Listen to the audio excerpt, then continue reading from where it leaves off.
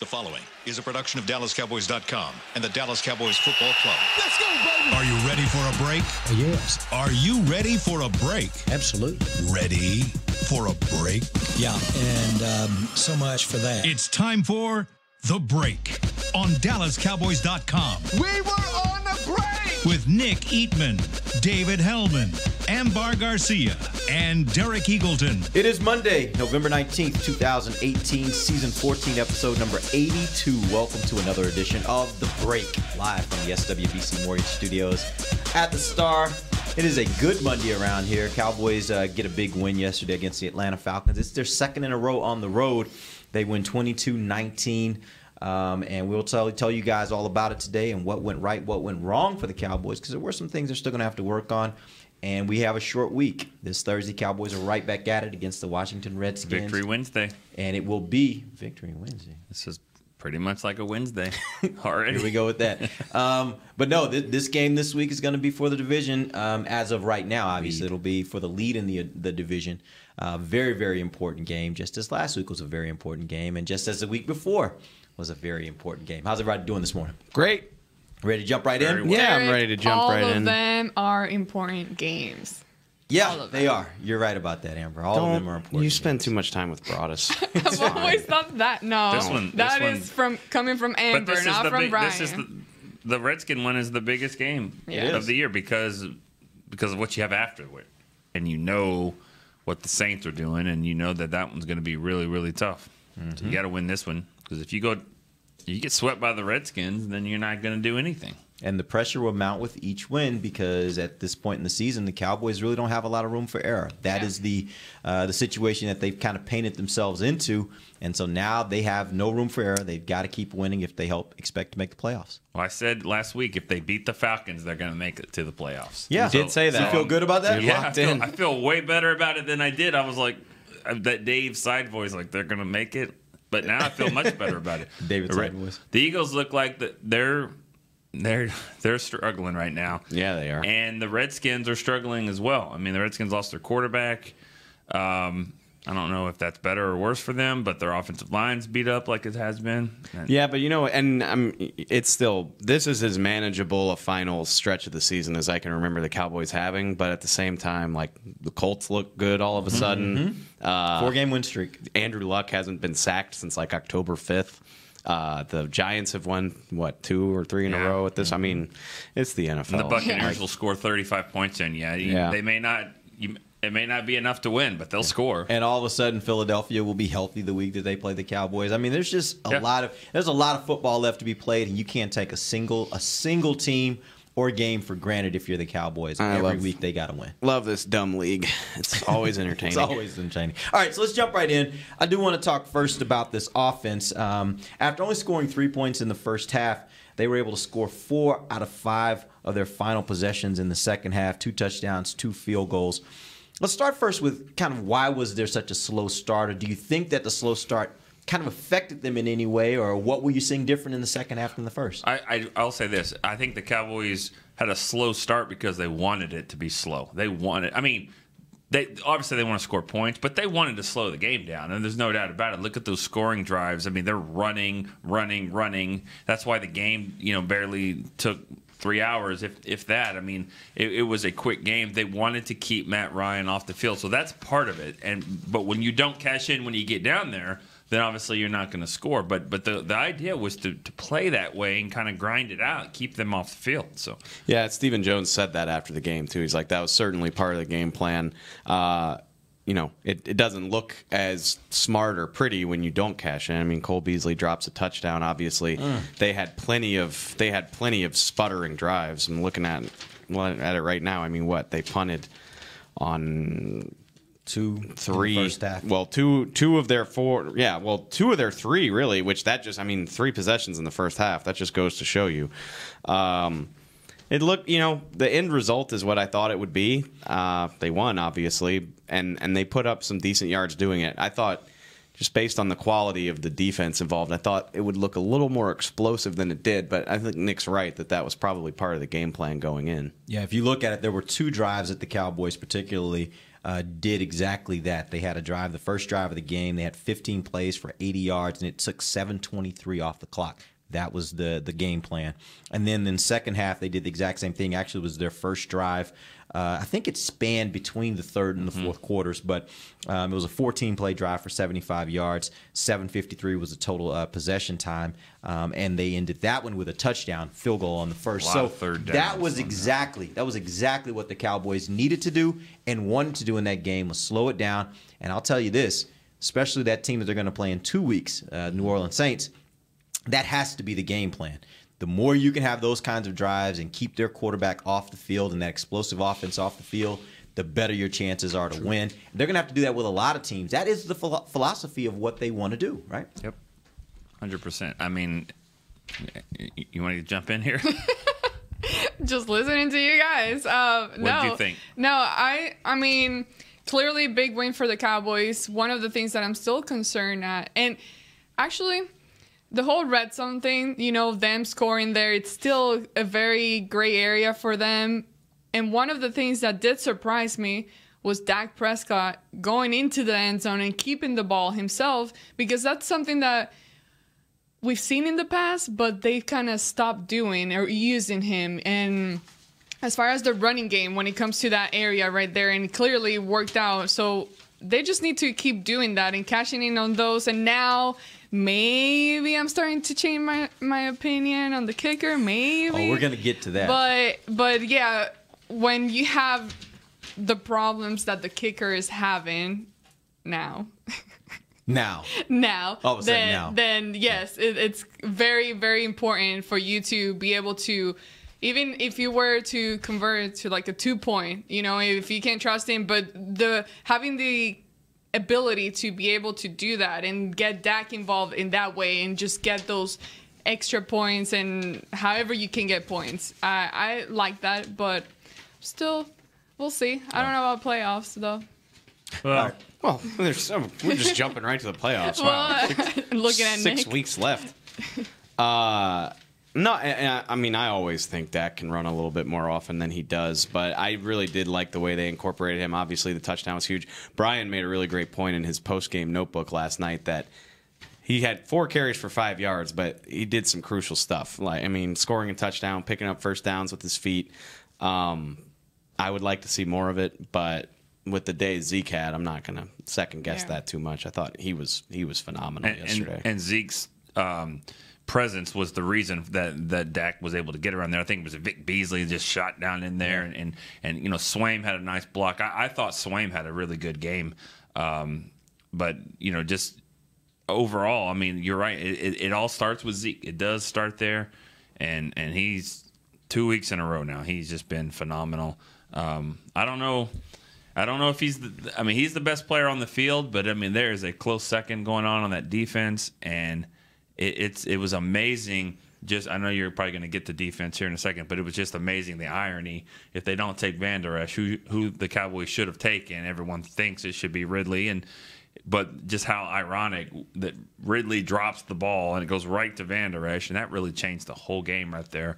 Yep. So it's pretty wild. That kid is playing at a high level to the point where, I mean, he is playing at a Pro Bowl level. There's no doubt about it. I think he put himself in the Pro Bowl yesterday. I mean, I don't know what justifies me to say that, but wish more. He just got onto the ballot, so that helps. No, he's on the ballot. He got on the ballot. I mean, Cowboys fan base is going to go nuts voting for this guy. He's playing great. He's a rookie. It's a great story. He plays for the Dallas Cowboys. I know that. I mean, this was a regional game. It wasn't national, but he played the game of his life on national TV.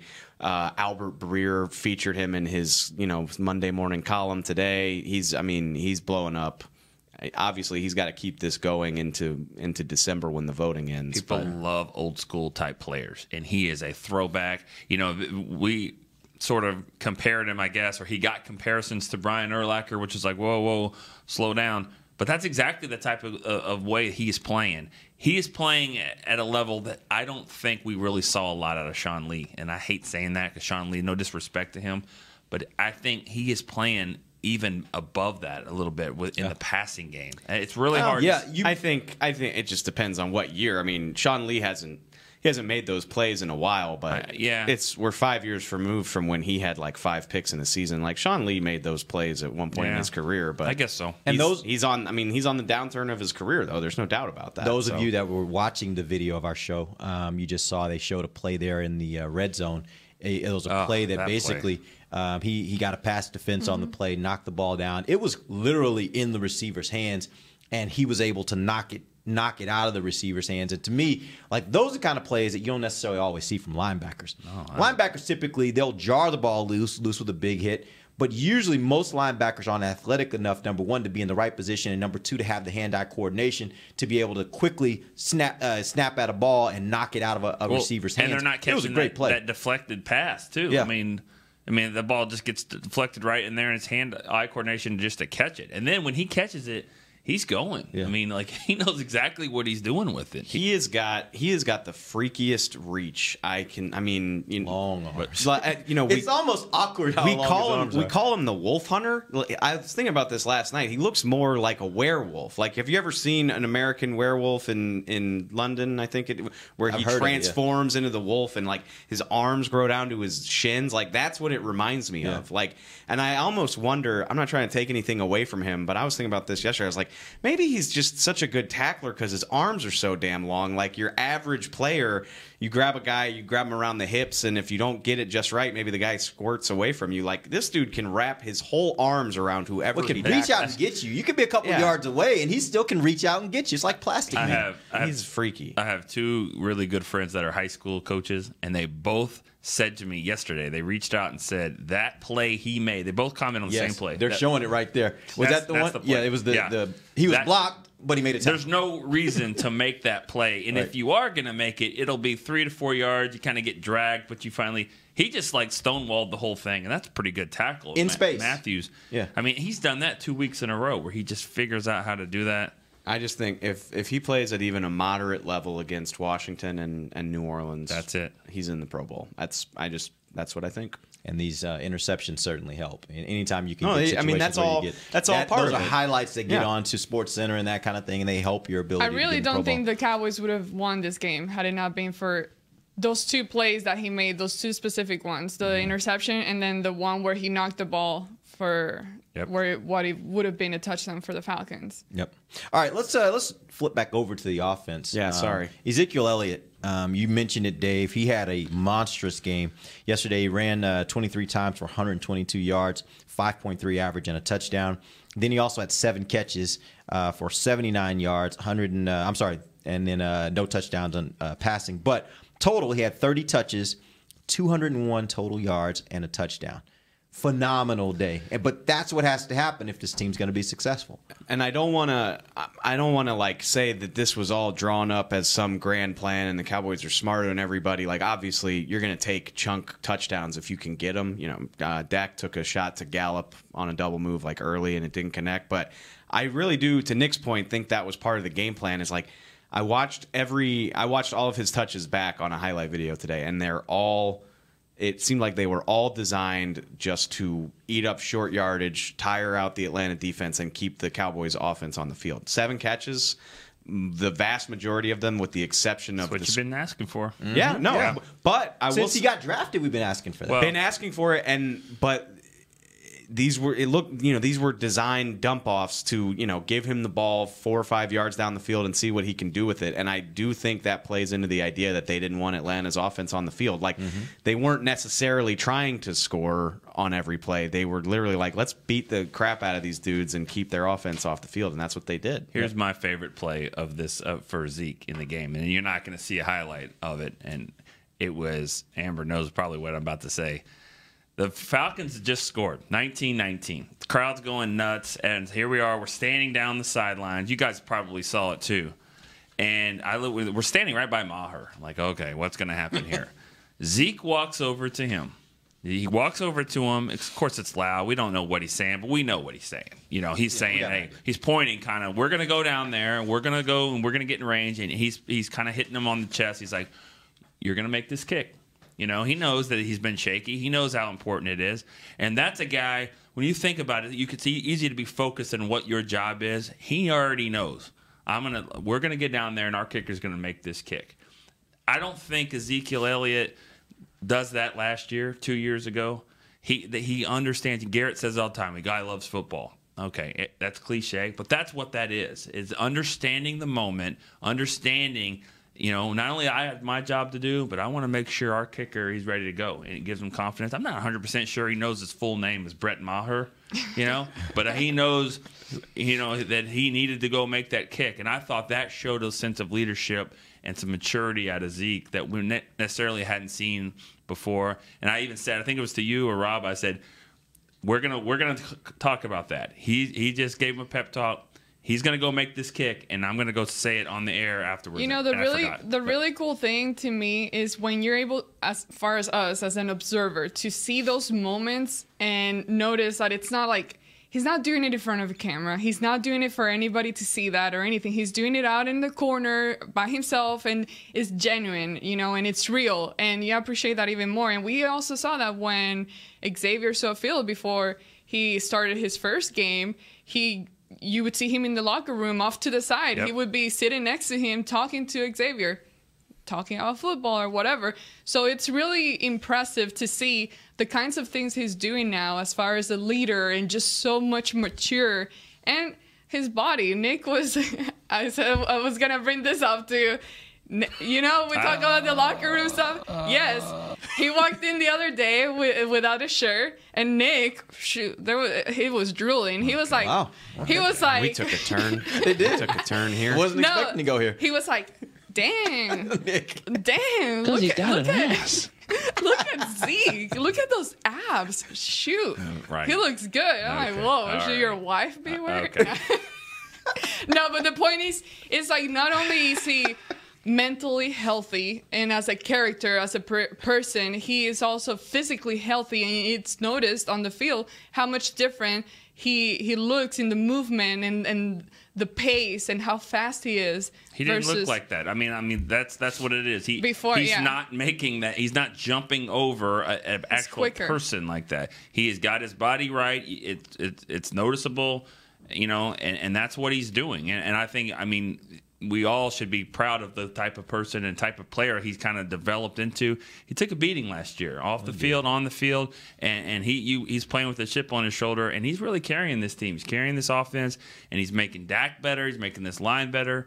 And so I just think that it's more than just the stuff you see. It's those kind of things behind the scenes a little bit. And when you talk about leadership, I think there have been two guys, him being one, that I think have really stepped up this year and taken the mantle, and I think DeMarcus Lawrence is the other. So you got those two guys on the offense and the defense, to me, that are really being leaders for this team and leaders for a young team, which is what you need. And you're kind of waiting to see who's going to develop into those roles, because they lost a ton of leadership when Jason Witten left the team. He makes Antoine Woods, Daniel Ross, Dorrance Armstrong, and I hate to say this in a bad way, but he makes them relevant even more so. They have a purpose. You're talking about DeMarcus. DeMarcus Lawrence. They're a group. They're the hot boys. They all have the chains and they have the hats, and Dave had a hat too. And Dave is an honorary hot boy. It's the highlight of my weekend. Yeah. I want one to keep instead of just have temporarily. And I'm sure you would wear it everywhere. Like, you'd be all in. Are you kidding me? Yeah, all in. But the fact is that he's on a 1-year deal, and but he doesn't care about all that. That he's a leader, and I think you're right. Those two guys, and Dak has leadership skills too. That naturally as a quarterback, but he's got them there. Sorry, I was just going to add to another guy, also Sean Lee. What's impressive to me, and we've seen the kind of leadership he brings and how of like a coaching role that he has. And to me, one of the things that it's amazing is just watching him teach Leighton and just be part of it and not see him as a threat. And he knows that he's kind of, because of his injuries and probably his time is coming up and all that, but he's not letting that affect his relationship with this rookie and trying to help him out to do better and all those things. So I just love when there are guys like that, and it really makes a big impact on the whole team. Leighton actually said last night that they ran the play he got the pick on. They ran in the first half. It was the chunk gain to Julio Jones, play action, and he got sucked up on it. And Sean Lee basically was like, "Do this next time. Like, keep your feet moving, keep yourself active. So if you do, if you bite on it, you can get back in time. And he took that teaching point and fixed it in the second half and was in position to get the pick because of that. Another guy that's awesome. Another guy that's doing a similar thing is Travis Frederick with this offensive line. We're going to go to our first break. When we come back, I do want to talk about the offensive line and how they've performed, particularly these last 2 weeks after making the change into bye. We'll talk about that when we come right back. This is DallasCowboys.com radio. If you're like me and you love...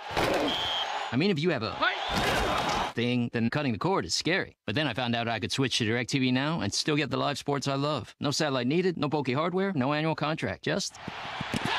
Get the live sports you love. Try DirecTV Now for $10 a month for 3 months. Visit DirecTVNow.com. DirecTV Now. More for your thing. That's our thing. Use code REALDEAL. Limited time. Price for little package. After 3 months, renews monthly at full price. Currently minimum $40 unless canceled. Prices may change. New subscribers only. Cancel anytime. Content varies by package and may be limited. Restrictions apply. Star Sports Tours is the only official fan travel partner of the Dallas Cowboys, offering exclusive game weekend travel packages with sideline access and photo ops with current players, alumni, and cheerleaders. That's not all, though. You'll get to talk X's and O's with Senior Director of Player Personnel Will McClay, and of course with yours truly, me, Brian Broaddus. You can trust the official fan travel partner of the Dallas Cowboys, and with us, you'll travel like a pro. Visit cowboystravel.com to book your travel package today.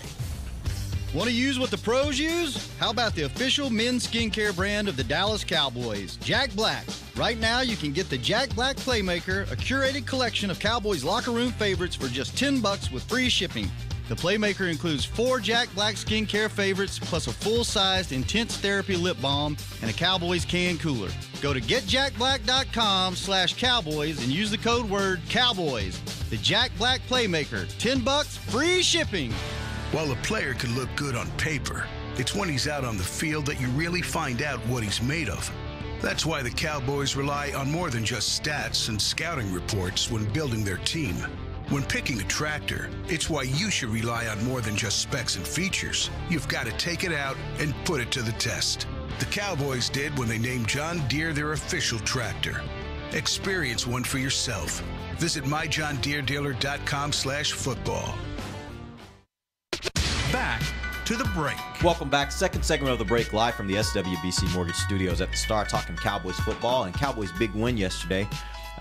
They get a huge win, a really huge win against the Atlanta Falcons on the road. That's 2 in a row now on the road, and get ready for a Thanksgiving Day game this Thursday against the Washington Redskins. Tomorrow we'll get you guys ready. We'll talk about the Washington offense, and then on Wednesday we'll hit the Washington defense and give you some predictions for the game.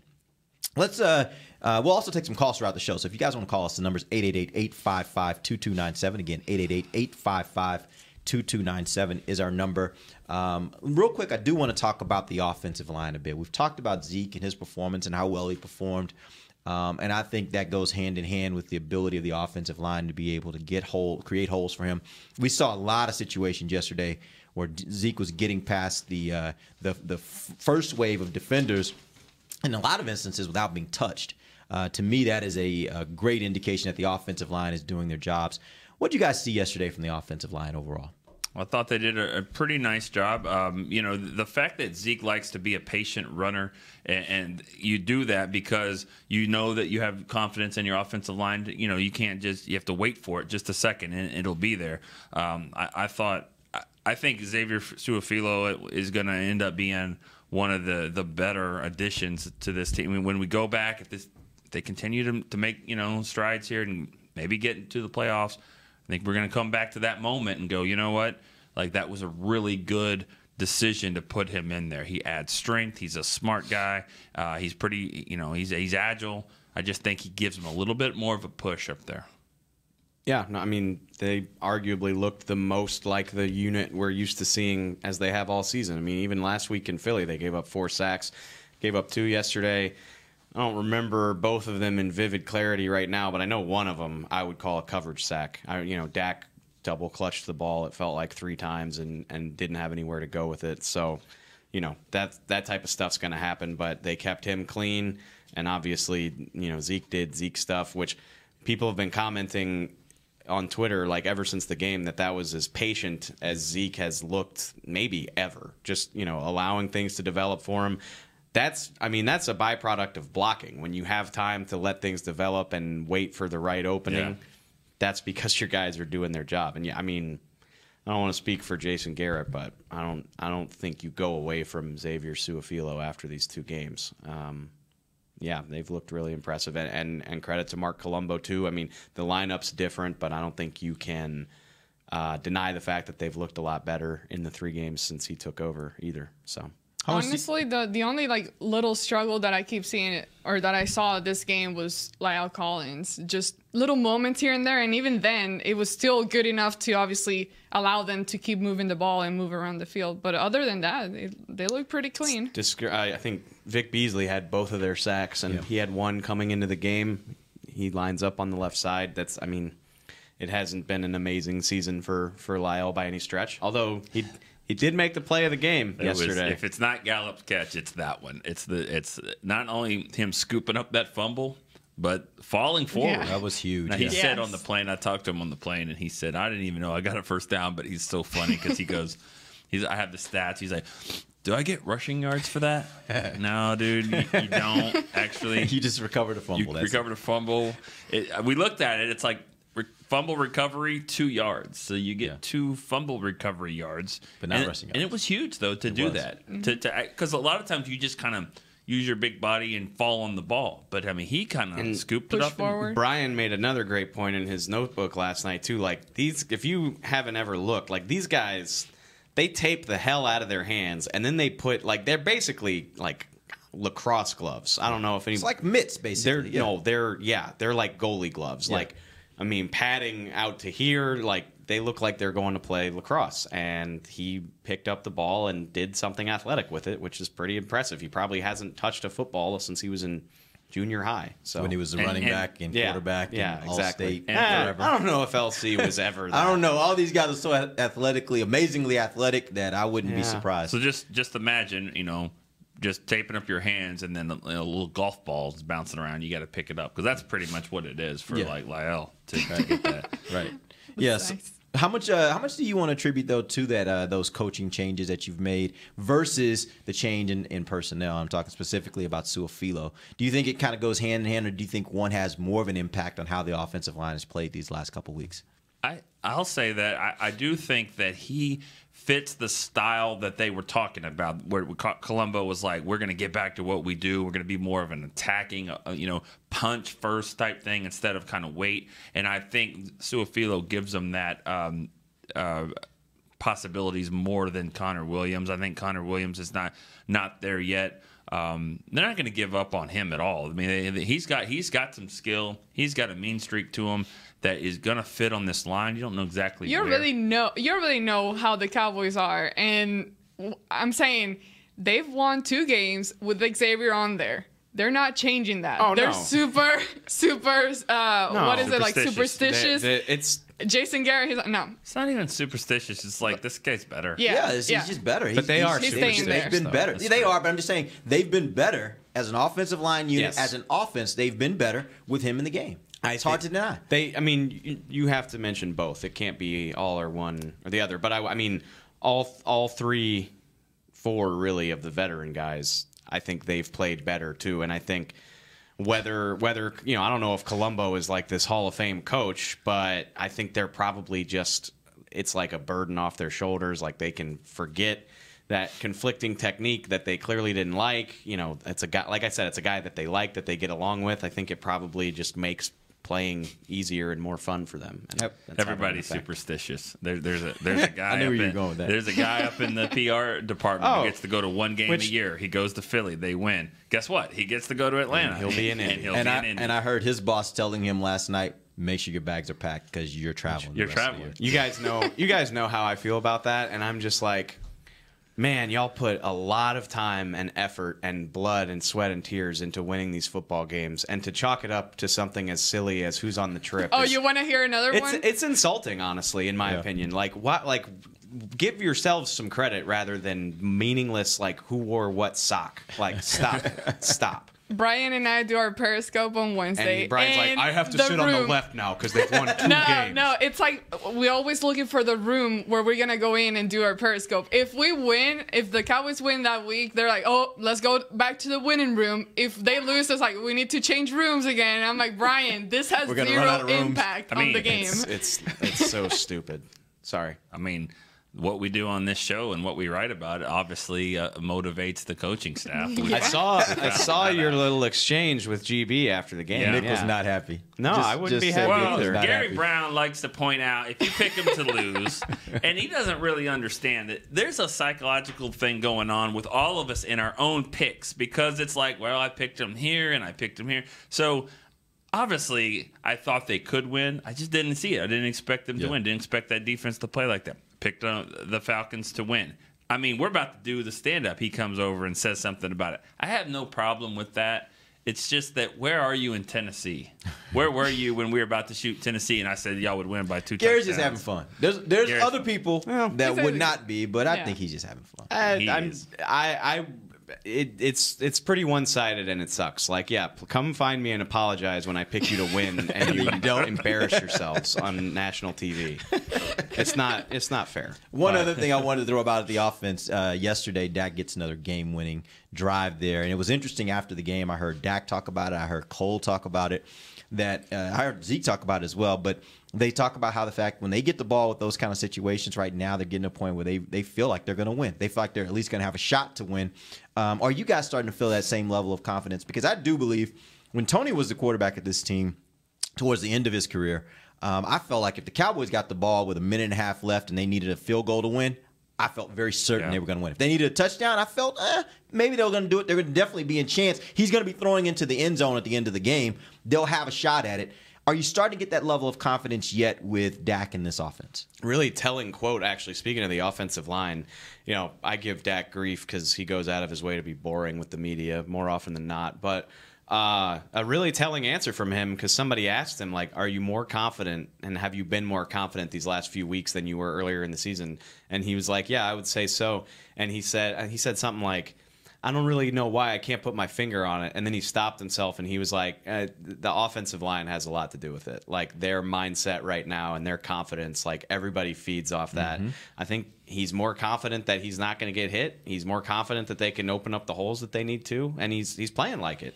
I saw, he's completing 63% these last 2 games. Obviously, his averages are way up. His rating is at like 95. He looks like the guy we remember. That's what I said on Twitter last night. I think having that offensive line playing at a high level probably has a lot to do with it. All goes back to the offensive line, huh? I mean, we shouldn't be surprised. That's it's the blueprint for this team. I know. We had this conversation about 5 weeks ago. It looks good. Yeah. Can I piss off our fans real quick? Sure, absolutely. Do it. The coaching staff outcoached the Falcons in this game. They did. They did a really nice job in this game. And I saw some things on Twitter about it. Well, wait till Garrett has a chance to manage the game, and we'll see what happens.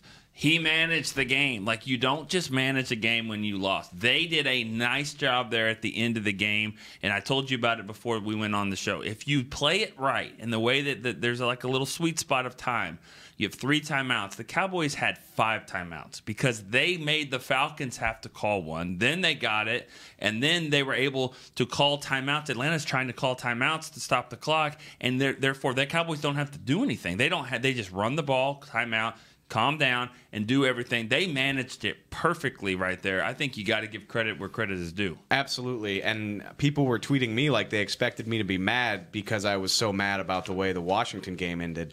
I didn't see the similarity there at all. Different game. I thought they played it beautifully. They clearly wanted Maher's kick to be the last play of the game.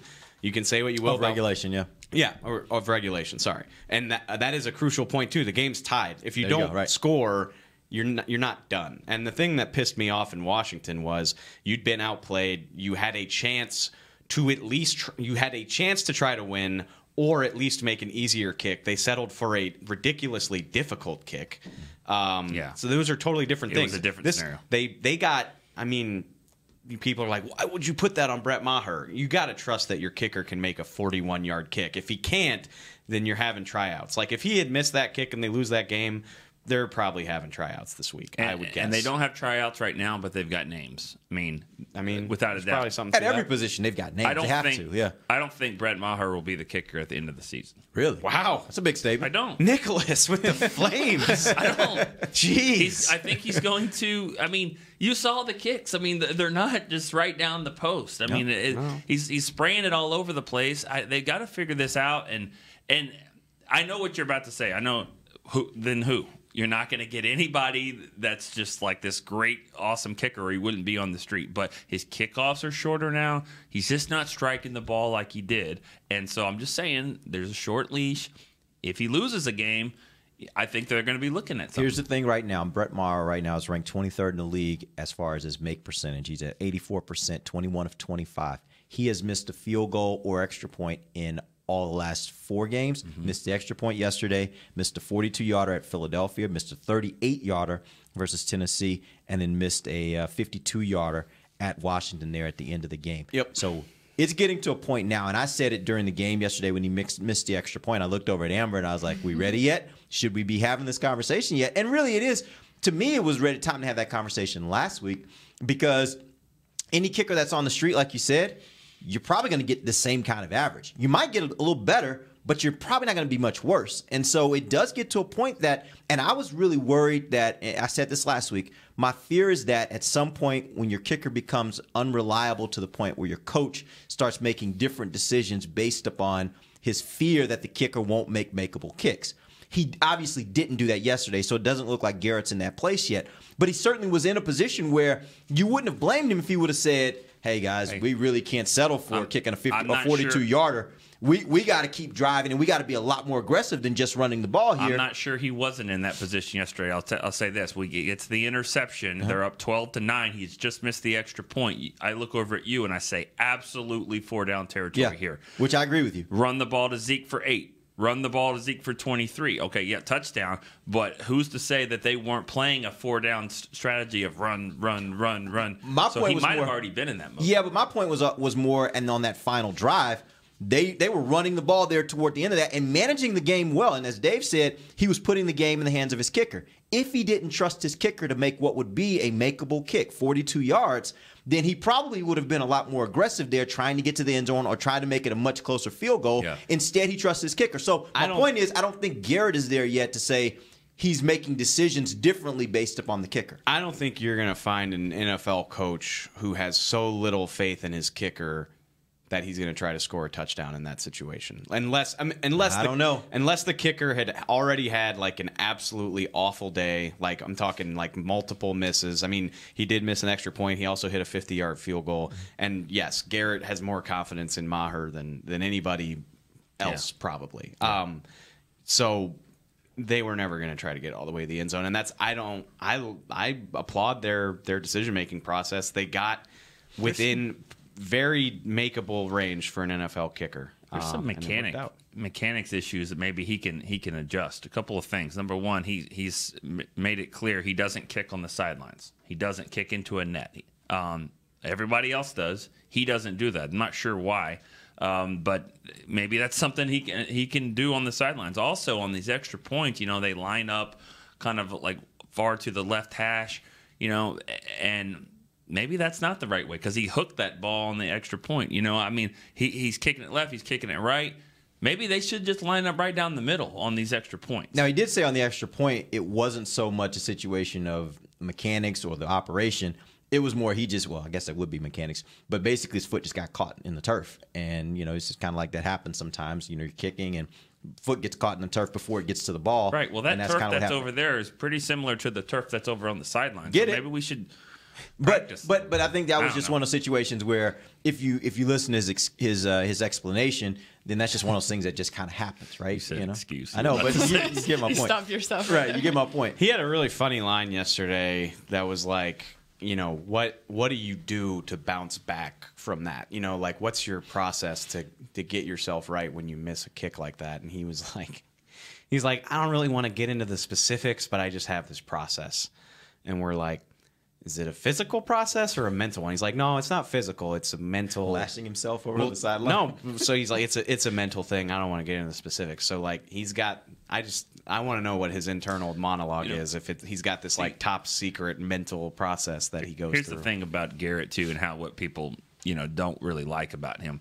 Lance Lenoir makes a really dumb play yesterday. That was bad, and then that affected Atlanta getting 15 more yards and going down there and scoring. Although some easily. people say that might have been a little bit better because it gave the Cowboys a little more time. Maybe. I don't know. That's kind of the second guessing kind of thing. But let's whatever. not make dumb plays like that. Right. But even if it worked out, that doesn't mean it's smart to hit a guy 3 yards off the field. But Garrett, he comes over and Garrett kind of hits him on the head and kind of says, "All right, it'll be all right." That's where I think a lot of fans want, old school, grab by the face mask and get into like that. But the same mentality there. Lance Lenoir is not going to make a lot of plays the rest of the game. But he also goes over to Brett Maher after that and says, don't worry about that. We're going to give you more chances, and you're going to make it. Yeah. Does that help him? I don't know. But I'm just saying that's kind of Garrett's approach like that. And I think maybe it helped Maher a little bit there when, you want him to be a little bit more of that fiery Bear Bryant type thing. Although I will say this, if you notice, I don't know if you guys saw, we were right there on the sideline when he came off. Garrett gave him the pat, and Keith O'Quinn grabbed him by the shoulder pads and said, "Come over here," and they had a little talk. So my assumption is he was corrected. It might not have been the head coach that was doing it, but he certainly was corrected. And again, I don't know what Keith was telling him, but he certainly was having a conversation with him. And I would suppose it had something to do with, let's not make bonehead decisions. Figure out where you are, know where you are on the field, and make good decisions. I can come up with a million reasons to criticize Jason Garrett, but like people who want the fire and brimstone stuff are just dumb, and they're mad and just want an excuse to yell at somebody because like NFL coaches don't do that anyway, and it wouldn't last very long if you were grabbing grown men and professionals by the face mask in the first place. People love Chris Richard because he's fiery, and he is, and it's great. But I think it was New York, like Kayvon Frazier made a mistake, and they caught it on the mic'd up afterwards, like. Chris Richard's over on the sideline gently telling him, like, you don't do stuff like that. Like, you know better than that. This is what you got to do next time. Play your game, like, very gently offering him coaching points. And, like, 5 minutes later, he went and got a sack. Like, that's coaching. Coaching is very much like parenting. You can't do all of one or the other. Like, you can't always be on them, but you also can never you can't be in a situation where you never get on them. So you just kind of have to play it both ways, right? That's I never understood that. No coach in the NFL is going to last long treating professionals like that. It's just not going to work. We're going to take our final break. We'll come back. Let's get some calls. 888-855-2297. We have Mike from Maryland. We'll get to him in just a second. We'll be right back. This is The Break. While a player can look good on paper, it's when he's out on the field that you really find out what he's made of. That's why the Cowboys rely on more than just stats and scouting reports when building their team. When picking a tractor, it's why you should rely on more than just specs and features. You've got to take it out and put it to the test. The Cowboys did when they named John Deere their official tractor. Experience one for yourself. Visit myjohndeeredealer.com/football.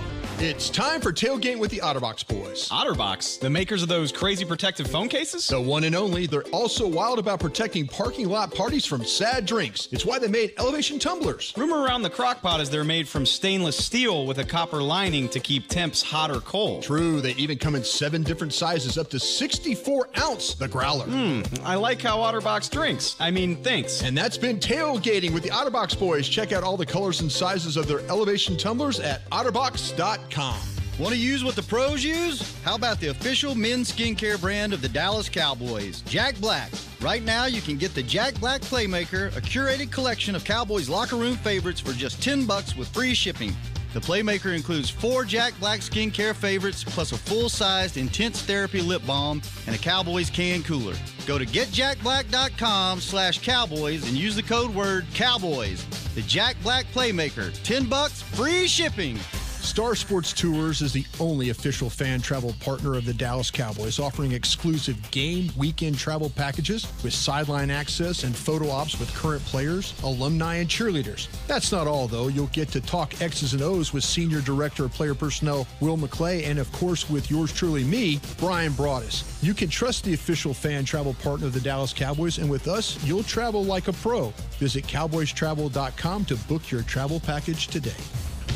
A man's Stetson doesn't just protect him from life's elements. It projects an unstoppable and legendary spirit, just like the men wearing silver and navy on the field every Sunday. Since 1865, Stetson hats are American-made with pride right here in Texas. They are still the official crown of all self-respecting Cowboys. And Stetson is proud to be on the field with America's team. Find Stetson hats in the Pro Shop or at Stetson.com today. Back to the break. Welcome back. This is the final segment of the break, live from the SWBC Mortgage Studios at the Star. Nick, tell us about Tommy John. Oh, yeah. Tommy John is the leader in underwear for men and women, I think. Also, you can get 20% off your order. If you haven't already done this, I'm not even going to grab anything. If you haven't already done this before, you get 20% off your first order. But I'm sure I would give them a call. They may have some great deals for you if you're on your second and third order, because it's the holiday season. It's a good time to get some good deals. So TommyJohn.com/Cowboys. Great underwear. Feels great. Looks good. And this is the perfect time of the year with Thanksgiving coming. Like that waistband, it just doesn't feel like it's there. So it's going to come in handy on Thursday. As you eat and it kind of expands a little bit, don't even notice it. Don't even notice it. The holiday season. Yeah? Keep going. No, keep going. Seriously, I just want to hear the whole song. I've never heard that song. Yeah, you have. Okay. Happy holidays. Oh, okay. Yeah, sorry. There's a guy waiting online. Maybe he wants to sing. I hope not. Let's get a call. This call's from Mike in Maryland. Mike, what up? How y'all doing today? Good. How you doing? I have a few negatives, some takes on the game yesterday, and it's with the quarterback. I don't know what it is about Dak, but it seems like he makes his throws harder than what they have to be. It seems like he throws the ball, and the ball takes forever to get to the receiver because he never steps up in the pocket or clam the pocket and make the throw easier. He's always fading back or jumping off that one leg, and the ball, it just stays in the air forever. Like 2 times yesterday, one True Font almost got, but Maher made a hell of a catch on the sideline. He was late with the ball, but Amari Cooper came up with the ball. And on the opposite sideline, Gallup had a catch on the sideline where the defender almost undercut it, and it barely missed his fingertips, and it got to the receiver. But it seemed like it just took a year to get to the receiver. And another thing with the secondary, I don't know what coverages they're calling, either it's man or cover 3 or whatever, but it seems like it's always so much space in between the receiver and the DB. The slants are always open. The digs are always open.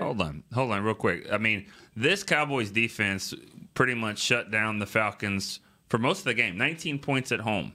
I mean, don't you think that's nitpicking a little bit? That defense played a hell of a game. I understand. But it's a bend but don't break. Breaks too. Huh? They had a couple breaks with drops with the tight end and some of the receivers that dropped some passes. Who was the better quarterback yesterday? Say again? Who was the better quarterback yesterday? I mean, I would say pretty much even, for real.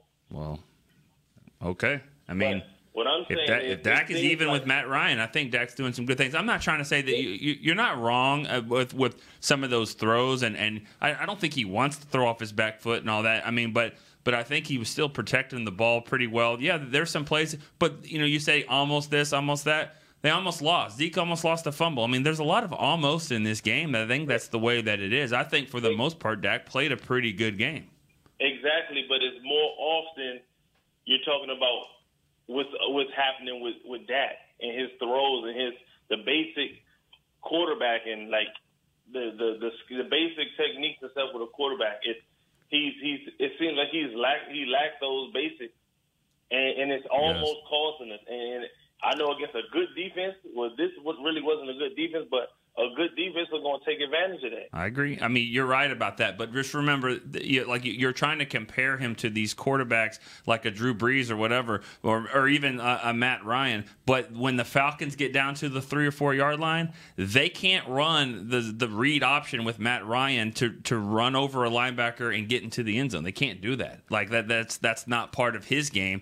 So for everything and all the little flaws that you might see out of Dak, he's got another element to him that kind of I guess you could say makes up for it. I'm not trying to say that we've talked about him a lot, but yeah, I don't know what I want to say. Thanks for the call. I don't know what I want to say in response to that because I agree with him to a degree. Yeah. I mean, Dak is Dak. He's Dak is Dak. Right. He's got 10 games of film that show you what he does well and what he doesn't do well. He forgets his mechanics at times, especially if he's not comfortable in the pocket. He's not that accurate by NFL standards. He's not Drew Brees. He cannot put the ball literally wherever he wants it to go every time. He can't do that. That's why he needed Amari Cooper. And clearly, I don't think it's a coincidence, even with the small stat sheet that Cooper put up, I don't think it's a coincidence that he's throwing the ball better having that guy there. He doesn't see the field that well at times, and that's just who he is. And if you're a Cowboys fan, and I know 2 wins aside, there's a lot of y'all that are convinced that Dak's not the future of this team, and that's fine. But he's going to be for the time being. And if my advice to you would be appreciate what he does well and hope that he continues to grow as a passer. And I think there's plenty of evidence to suggest that he will. But getting mad about what he's not at this point in the season and at this point in his career, I just don't think it's just better win. I don't think it's worth the energy. And I can't go there with you about the secondary. They gave up 3 explosive plays to this offense, which we spent all week worrying about. Julio Jones is going to Julio Jones. Maybe you don't want to hear that, but this isn't college. When I watch LSU, I expect us to shut down the best guy because you can do that in college, but this is the pros. Julio's an alien. They held him to 3 explosives and 1 touchdown. What else do you want? Go ahead. The red zone, we talked about how great they were in the red zone, 88% and all that. They only got there once. And down at the 11, and I firmly believe you get to first and goal in the 11 or first and 10 at the 11 or first and goal at the 10-9. With this Cowboys defense, they really do a nice job of stopping them when you get to that. Everything gets, shrinks down. And they did it again. And that was a big part in the game of stopping them down there at the 11-yard line. And I actually disagree with him about the defense from the standpoint of just schematically what he's saying. I think it's actually inaccurate. I think that this defense particularly, they challenge guys to the line of scrimmage a lot more than defenses that the Cowboys have done in the last several years. You'll see them a lot more frequently getting up in guys' face and affecting them off the line of scrimmage. And not only that, but I think when you look at the linebackers that they have, I think they feel comfortable with the idea that even if we give that cushion, our linebackers drop well. Our linebackers also can lure hits, can bring hits, and so they look at it in those kind of situations, particularly when they're in cover 3 or they're in situations like that. And I think their goal is, even if he makes the catch, we want to get up and we want to make the tackle quickly. If we give up 5 or 6 yards, that's our strategy. That's okay because we feel like we can still make the stop on 2nd or 3rd down. That's how they play defense. That's the philosophy of the defense. They're not going to give up the explosive play. They'll give up a little bit of some yards here and there. And really throughout the game, if you notice, a lot of teams this year that the Cowboys have played, they'll rack up yards on them. But when it gets down to that red zone, they tighten up. And that's when they hold teams to field goals. That's how they play defense. If you don't like that, that's just a philosophical difference. But understand, that's how they play defense, and you can't have one without the other. If you want this good defense that has these kind of results, that's how they play defense. They gave up the touchdown to Julio, which I think was a 34-yard gain. And then Julio had a pretty big chunk on him in the first half, I think their first possession. Other than that, nobody on this offense had a gain of longer than 18 yards. And, Cheeto on that touchdown to Julio. He was in great, and he would have knocked that ball out of anybody because you saw him bat at the ball. He was there. Somebody else would have dropped that ball. That's Julio Jones. It was a good play. It's a theme. It's a theme for the season, and I see people talking about that too. Is it's who was almost Barry Church. Cheeto is almost there. Almost Anthony. I remember that for years. Anthony Spencer had about he 25 almost sacks. I feel like six weeks in a row. Detroit comes to mind. There have just been about 6 games where it's Cheeto's coverage was so good, but the ball was right. Which at some point you'd like to see him make the play and win a couple of those, but I can't sit here and dog the guy. His coverage has been good. There's just some badass players in this league, and they get paid too. He gets put up against them from time to time, which I can't find a ton of fault with forcing the Atlanta Falcons to 4 field goals and a touchdown at home. And you can call it an excuse or what. I mean, they do have their frontline defensive linemen they're playing, but they were without 4 guys inactive on that one position. Yep. There's a reason why they make Antoine Woods a starter and he plays and Taco plays and David Irving, that would be nice to have him out there, as well. But Karan Reed steps in, and on the first play of the game, should have forced an interception by Malik Collins. Get him on the jugs machine. Forgot about that. That's why he's a defensive lineman. 3 sacks. Literally, we didn't know who was going to play defensively. Marinelli and Leon Lett worked out Damian Wilson at end before the game, just in case. And they got 3 sacks.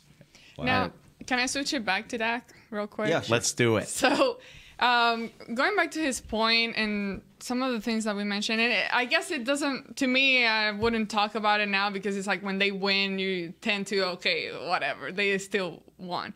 But there were a couple of plays where Dak, in this instance, and we've seen him have hesitation problems where he's just holding onto the ball and trying to figure out what to do. In these couple of plays, he backed out of the pocket and threw the ball. One of them was to Amari Cooper. I forgot who the other one was to. But it looked like that's obviously the play that was designed. And that's exactly what he did. And he looked like a machine. Like, okay, back out, get the snap, throw the ball. But it would be too far ahead from the receiver to where it's like, okay, why are you making that play, though? Why are you throwing the ball at that moment when clearly the receiver isn't anywhere near the ball just yet? Whether that's the receiver that maybe took longer to get there, or whether, it was between the battle between him and the defender and it just slowed him down a little bit. It's like, and it makes me wonder, what do you do there? I don't know what to pinpoint. Is that like on Dak completely? What kind of adjustment do you make there? Because he just looked like a machine that was the automatic move. I'm backing up. I'm throwing the ball right there no matter what. He's not necessarily waiting to see what is exactly happening and if that's the moment to throw the ball. That sounds like your third down play after Beasley dropped it on 3rd and goal when he was just basically, I think it was Cooper. He was just forcing it into Cooper. He wasn't really looking at anyone else, and it was incomplete. I don't know if that's the play you're talking about, but there are some predetermined reads, it seems like, where that's the throw, that's what we're doing, and he can do a better job of looking somewhere else and then making that throw. But he gets close to throwing interceptions a lot. He's thrown 5 this year in 10 games. He gets close to throwing some, but that's. Matt Ryan got close to throwing 2 or 3. Jeff Heath, Julio Jones made one of the best defensive plays of the game by knocking that ball out of Jeff Heath and it's gotten him hurt. I've been thinking about a conversation we had during the summer a lot, which was basically this, which is like, Dak's not Aaron Rodgers, but this is what he does well, and this is how you can win with him. And the first half of the season kind of torpedoed that because they were all so bad. Obviously, you saw the games, but whether it's the fixes on the offensive line, whether it's Amari Cooper, this looks like the guy that I thought we'd see.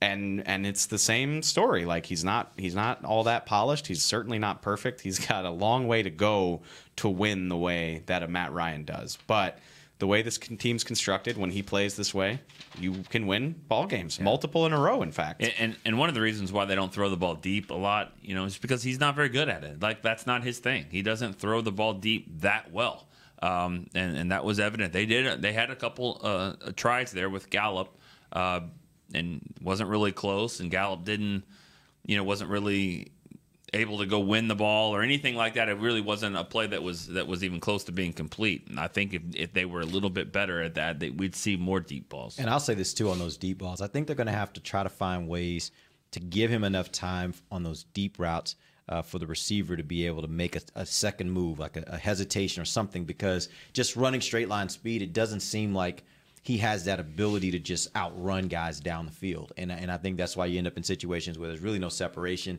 So it's really a 50-50 shot at best, right?